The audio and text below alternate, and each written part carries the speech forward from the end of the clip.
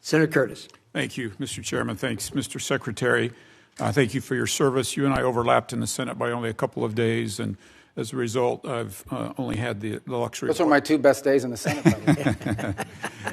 As a result, I've only had the luxury of watching you from a distance, but I will tell you unequivocally, I'm grateful for your role. I believe unequivocally that you and President Trump have made the world a safer place. I push back on the false narrative that we're not respected. I think we're respected far more than we were around the world, and so I'm grateful for that. I don't know how you get around the world the way that you do. You must have some type of superpower, and I'm grateful for the time you've spent with us this morning.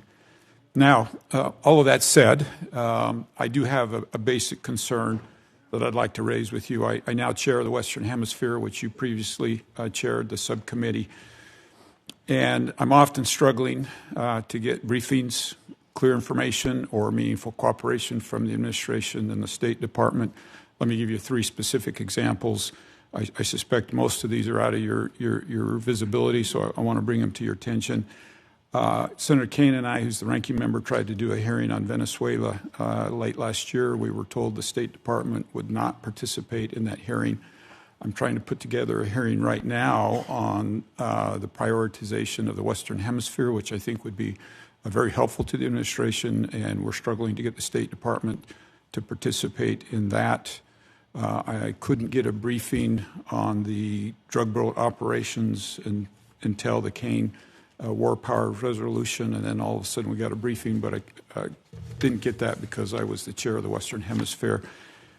And I want to be clear, I support what's happening with Maduro and what's going on there, but I do think the administration could get Congress to be a better partner by informing us better. And from my perspective, I'm struggling to see that, and I would ask you, if you were the chair of the Western Hemisphere, would you be okay with that from the State reaction like that from the State Department, and what would you suggest I do? Yeah, no, look, I think one of the challenges we face, particularly on Venezuela, on the prioritization on the Western Hemisphere, you'll get that briefing. I don't know why they said you haven't been able to get it, but we can figure that out pretty quickly. But I would say both on Venezuela and the drug boat operation, here's the challenge that we face. This is a committee, as you said, I was there for many years, that has oversight over the State Department. The drug boat operation, which I support, but is not a State Department operation. I think now that I'm here testifying with you, there's a lot of State Department involvement in the issue of transitioning and all the projects that we're doing in Venezuela. But everything that led up to that point was not primarily within the jurisdiction of the Department of State. These were Department of War and Department of Justice operations that were ongoing.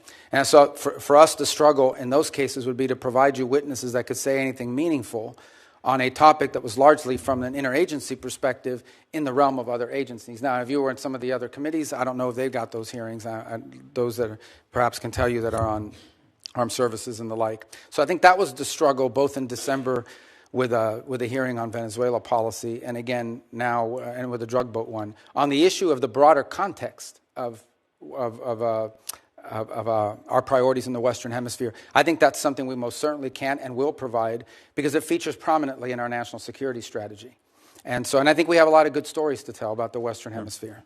I'll just be clear. We haven't even been able to get that from the State Department. To get what? Help on a hearing for... No, you'll get it. You'll get it. Okay.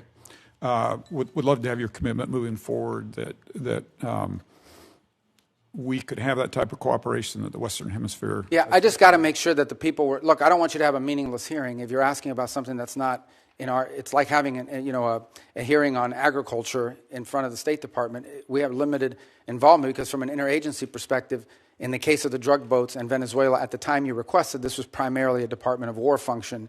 And so, but in the case of the priorities on the Western Hemisphere, that will happen. Okay. We look forward to doing that. Let's move on. You mentioned Russia, China, Iran a little bit earlier. I'm very concerned, as you are, about their influence in the Western Hemisphere. If we put Venezuela aside for just a moment, can you talk about where we're seeing the influence, particularly of China, in the Western Hemisphere, and what progress we've made or what we need to be thinking about? Well, China specific? All of them are important, yeah. but specifically on China. I mean, look, when Iran and Russia in Iran, their primary foothold in the region was Venezuela. Let me just put that up front. And it involved more than just selling weapons and all this other stuff. I mean, in many cases, there's clear evidence now that they were providing passports, Venezuelan passports with false identities to people who operated on behalf of both Iran and Hezbollah. And so deep concerns about that, and that needs to stop and end. In the case of Russia, their primary presence of influence in the region is Venezuela and to some extent Nicaragua and Cuba, which is where they operate. In the case of China, they do have a presence in Cuba. They have this debt relationship with Venezuela, where they were basically taking Venezuelan oil as payment on debt, and then they were reselling it at a huge profit because they were buying it on discount.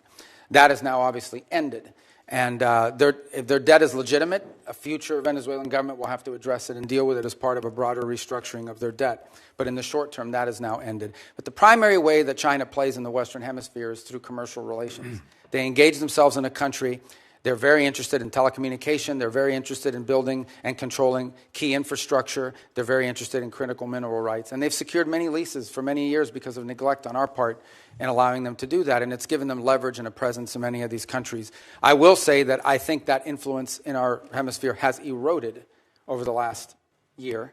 For example, Panama left the Belt and Road Initiative. We have new leaders in Chile, in Peru, in Paraguay, in Chile and in Honduras that have expressed a strong desire to realign with the United States and our priorities. And we have great relationships with Argentina, Paraguay, and other countries in the region who are also very cooperative. And we've had great cooperation from the Panamanian authorities as well, including a case before the Supreme Court. I don't know if the final has been submitted that could lead to the eviction and removal of a Chinese-controlled company that controlled both ports at the Panama Canal. Thank you. I wish we had more time. I'm out of time. I yield.